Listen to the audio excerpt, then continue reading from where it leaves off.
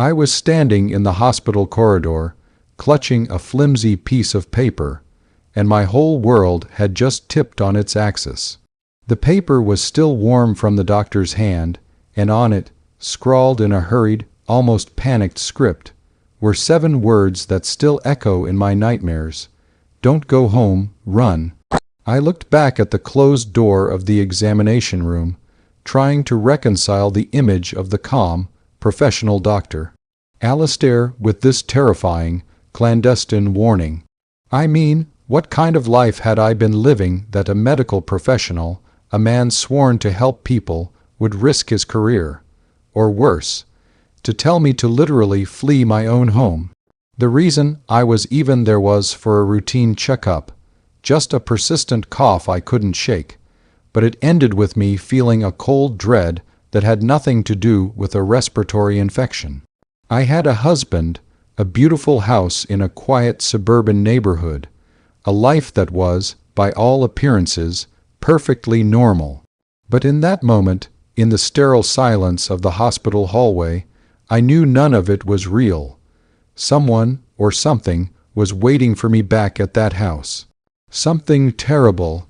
And now I have to ask you, the person watching this, if your doctor, someone you completely trust, gave you that note, no explanation, just a command to run, would you grab your keys and drive, or would your curiosity, your disbelief, drag you back to find out why? Tell me honestly, because what I did next, that night, changed everything, and I still don't know if I was incredibly stupid or incredibly lucky. Let me start at the beginning, the way a good story should, so you understand just how far the drop was. My life before that note was comfortable, almost boringly so. I'm Sarah, and I've been married to Michael for 7 years. Michael is a brilliant engineer, very successful, a little quiet, but always dependable. Our home was one of those two-story, colonial-style houses with a perfect lawn, the kind of place where nothing bad is ever supposed to happen. Michael and I met in college. He was the serious, studious guy, and I was the one who pulled him out of the library for a movie now and then. We were opposites, but it worked. He was my rock, my safe harbor. At least, that's what I believed. Over the last 6 months, though, things had started to shift in subtle ways. Michael became more withdrawn, consumed by work, he said. He was always on his phone, always whispering when he thought I wasn't listening, and he started locking his home office, which he had never done before. When I asked about it, he'd just snap, a short, sharp burst of irritation that was so unlike his usual easygoing nature. He'd immediately apologize, blaming stress, but the atmosphere in the house started to feel heavy, like a storm was coming. The little things piled up, keys missing, then showing up later in strange places, lights being left on in rooms we hadn't used, and a vague, metallic smell I could never quite place lingering around the laundry room. I just attributed it all to my own fatigue and a hyperactive imagination.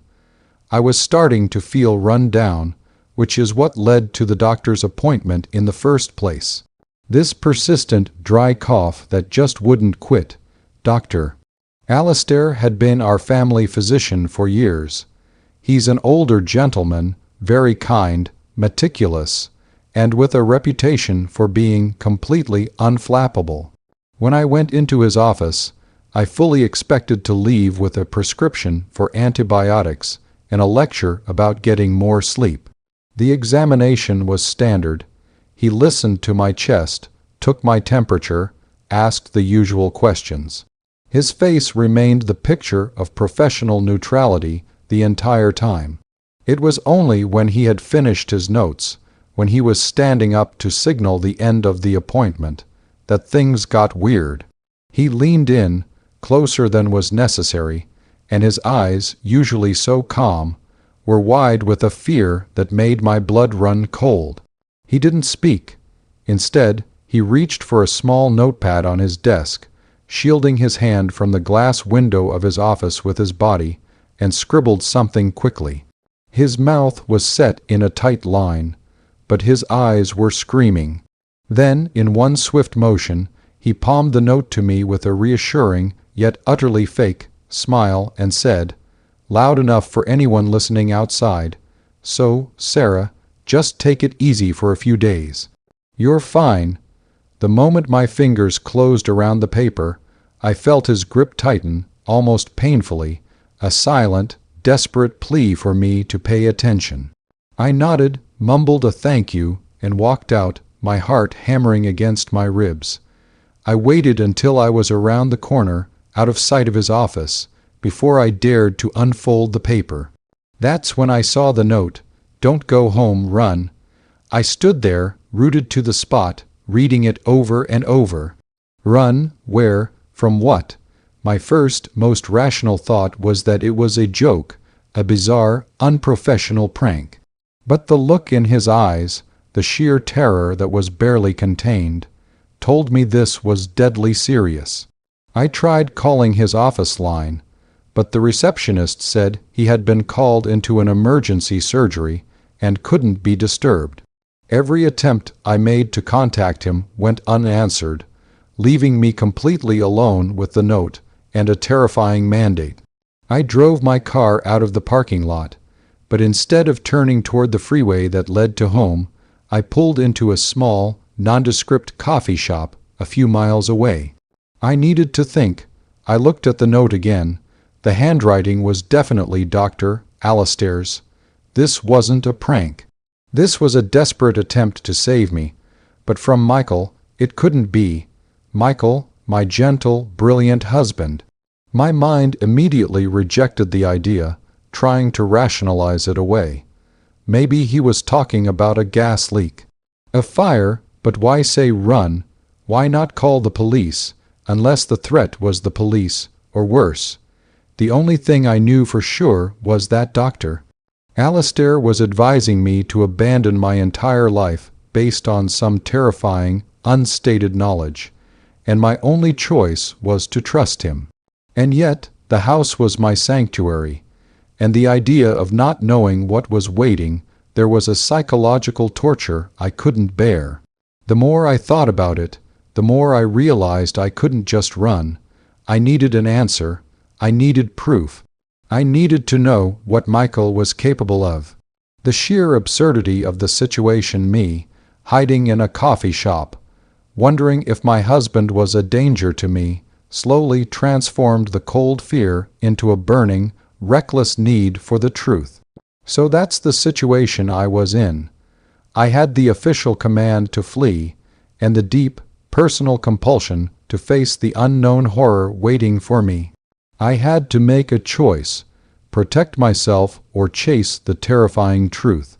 Before I tell you what happened next, what I decided to do, and the truly sickening discovery I made that night, I want you to pause and comment below what you would have done in my shoes. Would you have gone to the police?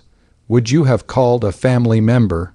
Or would you have done what my gut was screaming at me to do?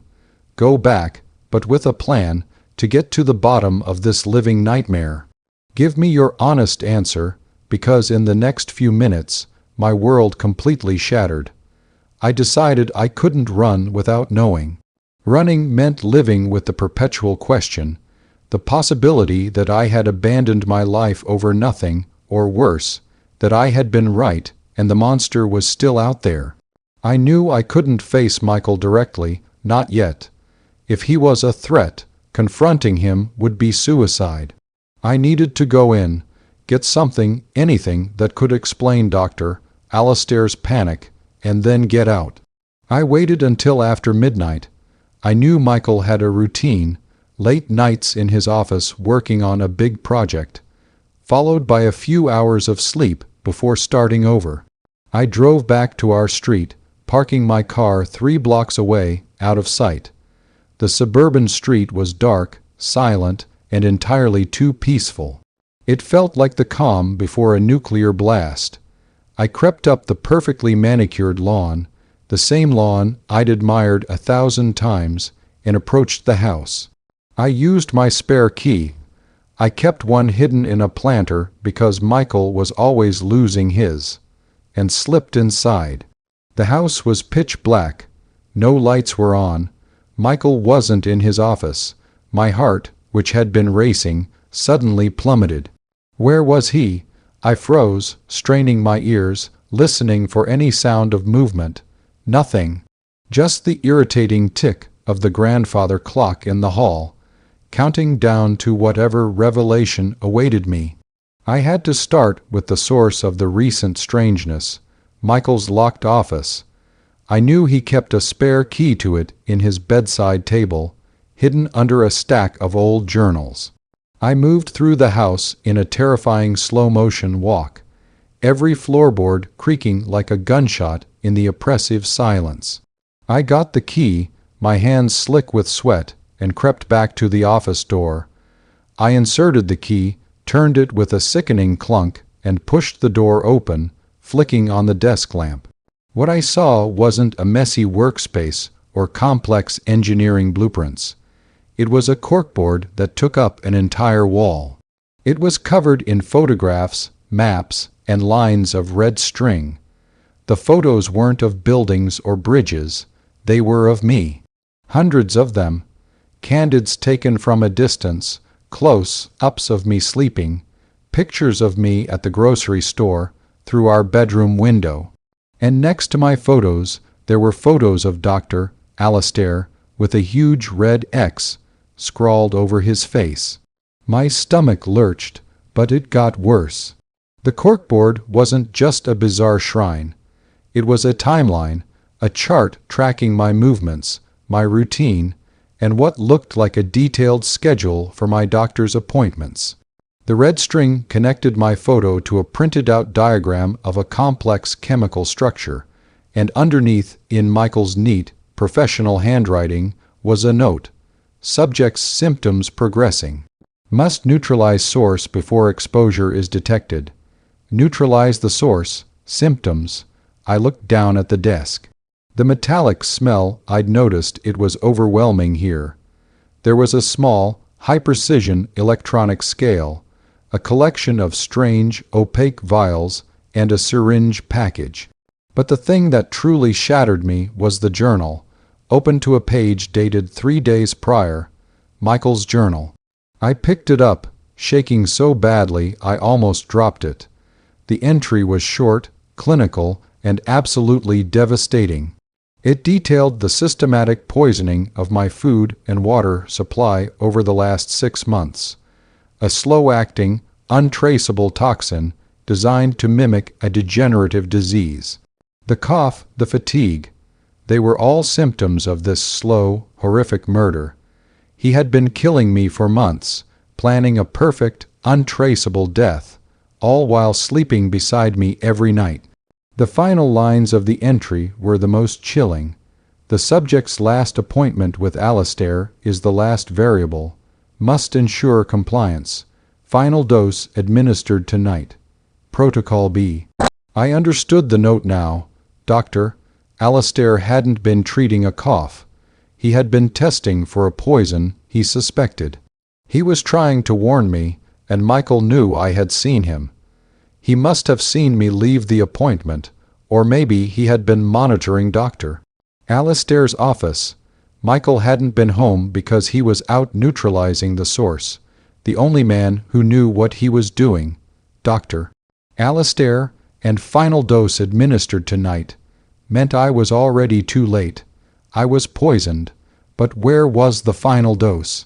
My eyes scanned the room and locked onto the small, professional, grade water purifier Michael had insisted on installing in the kitchen a month ago.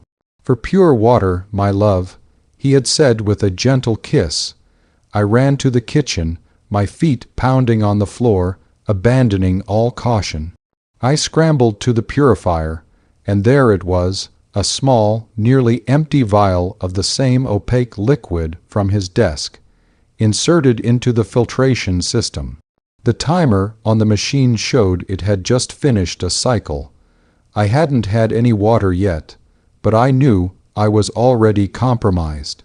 I spun around, ready to run, truly run this time, but as I turned, I slammed directly into a solid wall of muscle. Michael, he must have heard me running.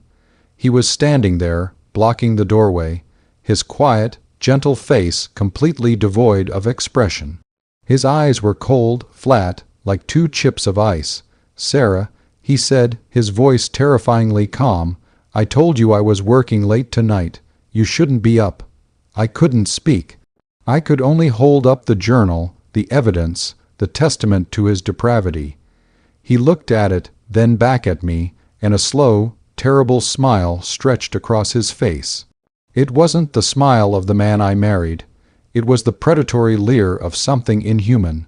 "Protocol B, Sarah," he said, stepping closer.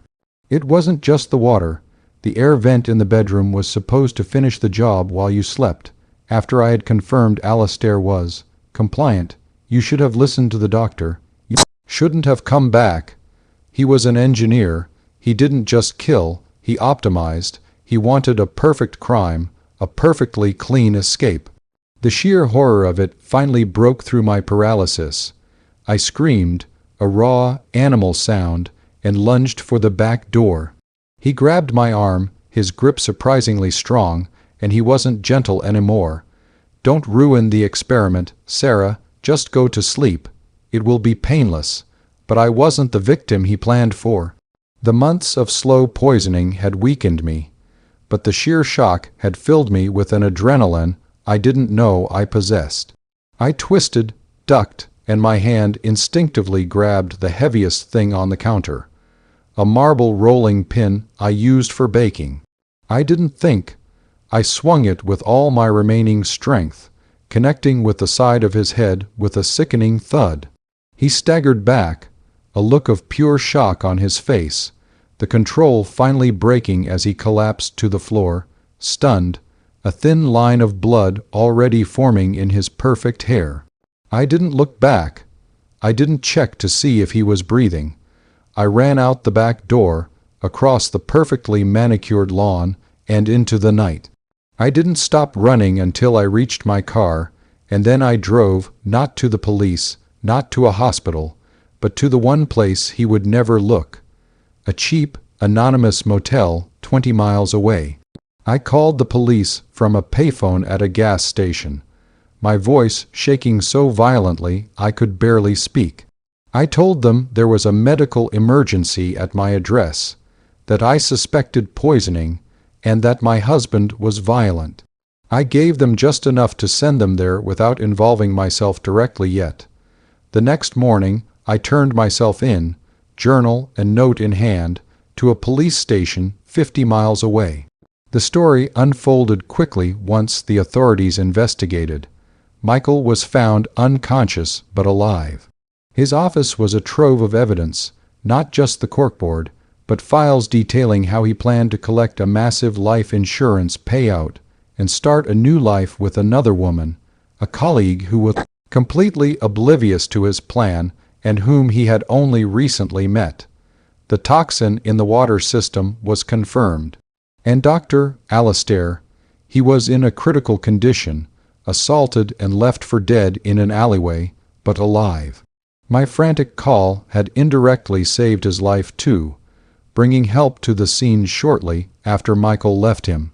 Michael's cold, calculated betrayal ended with him in a cell, facing attempted murder charges. The shock of the arrest, the humiliation of his perfectly planned life unraveling, seemed to finally break the engineer's professional facade. As for me, the diagnosis was grim but manageable. The poison had done damage, but it was reversible with specialized treatment, thanks entirely to Dr. Alastair's early warning. I spent months in recovery, fighting the illness and the trauma of realizing the man I loved was a monster. My perfect house was a crime scene, my perfect marriage, a complete lie. It's been a year since that night. My life is nothing like it was, and that's a good thing. I sold the house, cut all ties, and slowly, piece by painful piece, I'm building a new life. The greatest lesson I learned is that sometimes the safest place you can be is not where you feel most comfortable, and sometimes the kindest face hides the most chilling darkness. That persistent cough saved my life. Doctor, Alistair's panicked scribble saved my life, and my own reckless need to know the truth, against his command to run, is what ensured the monster was caught. So, was I stupid for going back? Maybe, but I got my truth and my life back. And now, I'm sharing this all with you as a warning. Trust your instincts, and always, always pay attention to the silence. Like this video if you were on my side, fighting to know the truth. Subscribe for more stories like this, because sometimes the scariest horror isn't a ghost, it's the person you sleep next to. Share your final thoughts on this whole mess in the comments section below. What do you think was Michael's ultimate motive, and why did he go to such extreme, calculated lengths? I'll see you all in the next story.